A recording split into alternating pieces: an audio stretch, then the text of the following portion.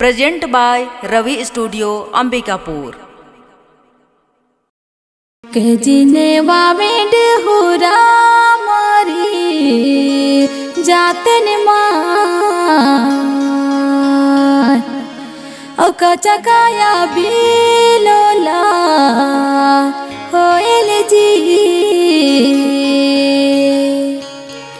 के जीना खाई के माहौर मारी जाते ने मार ओ कचा चोला बिलोला होयल जी के जीना ले है तो मरीज का बार मारा बे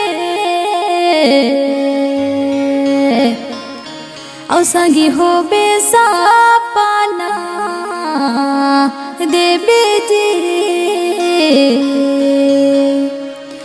के जीना जी बेखा बेला खो तो बरिस का बार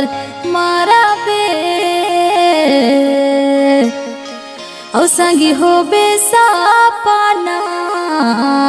देवे जी बांसला काटी काटी चाहिए तो बनाए तला ले जेबा ये जिंदगी में नहीं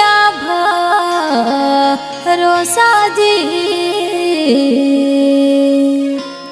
के जीना खांधा में डोई के तला ले जेबा ये जिंदगी में नहीं भरोसा जी लकड़ी ला काट के आगे बना तला ले से बार